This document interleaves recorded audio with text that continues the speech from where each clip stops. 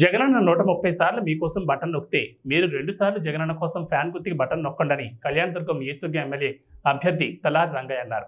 ఈ సందర్భంగా అనంతపురం జిల్లా కంపదూరు మండల కేంద్రంలోని పలు గ్రామాల్లో వైఎస్ఆర్సీపీ కళ్యాణదుర్గం నియోజకవర్గ ఎమ్మెల్యే అభ్యర్థి తలారి రంగయ్య, వైఎస్ఆర్సీపీ నాయకుడు ఉమామహేశ్వర్ నాయుడు కలిసి ఎన్నికల ప్రచారంలో భాగంగా రోడ్ షో నిర్వహించారు. ప్రతి గ్రామంలో గజమాలతో ఘనస్వాగతం పలికారు. ఈ సందర్భంగా తలారి రంగయ్య మాట్లాడుతూ మీకోసం జగనన్న 130 సార్లు బటన్ నొక్కారని, మీరు జగనన్న కోసం 2 సార్లు బటన్ నొక్కాలని అన్నారు.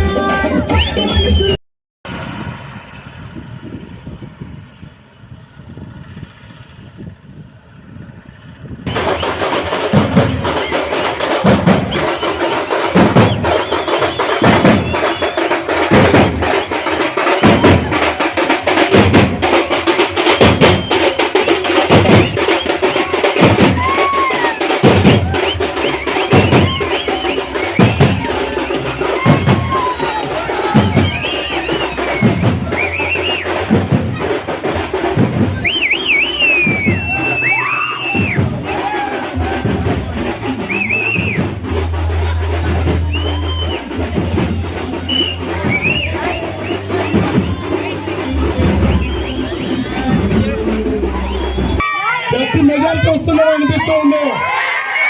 డిపాజిట్లు గల్లంతుగా ఉండేవాళ్ళు వంకారెడ్డి బూత్ లో కూడా మనకి భారీ మెజారిటీ తీసుకురండి. జగనన్న ఏం చేసినాడో మీకు తెలుసు. 130 సార్లు బటన్ నొక్కినాడు. 130 సార్లు బటన్ నొక్కాలంటే 5 సంవత్సరాల్లో నెలకు 2 సార్లు నొక్కితే కానీ 130 సార్లు. మిమ్మల్ని 2 సార్లు బటన్ నొక్కమని అడుగుతున్నాడు 5 సంవత్సరాల ఎమ్మెల్యేగా నాకు, తలారి రంగయ్య అనే నాకు, కుటుంబ సంఘటనకి ఎంపీగా ఇక్కడ బటన్ ఫ్యాన్ మీద నొక్కితేనే జగనన్న అక్కడ సీఎం అయ్యేది. ఇవన్నీ గుర్తుపెట్టుకోండి.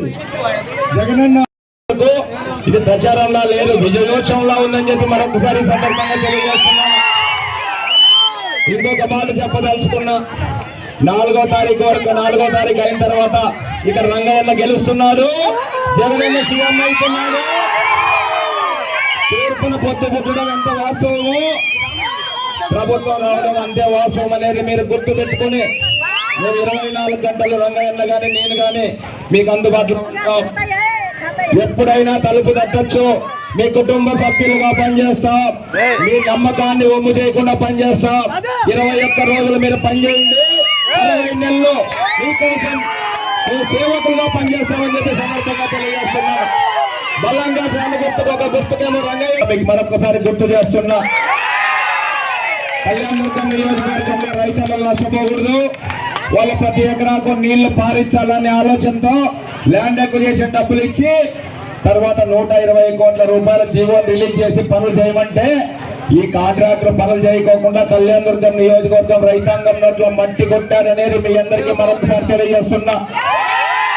ఇది మనమందరము ప్రతి కడపకి వెళ్ళి ప్రతి తలుపు తట్టి ప్రతి ఒక్కరికి చెప్పాల్సిన బాధ్యత ఉందనే సందర్భంగా తెలియజేస్తున్నా.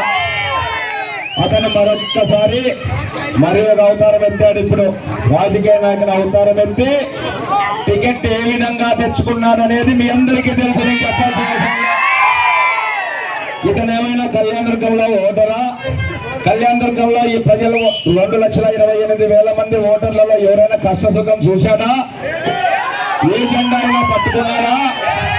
రాష్ట్రంలో ఏ జెండా కూడా పాకనటువంటి వ్యక్తి ఒక వ్యాపారస్తుడు డబ్బులు పెట్టుబడి పెట్టి టికెట్ తెచ్చుకున్నాడు. డబ్బులు పెట్టుబడి పెట్టి అందరినీ ప్రలోభ పెడుతున్నాడు కళ్యాణదుర్గం నియోజకవర్గంలో.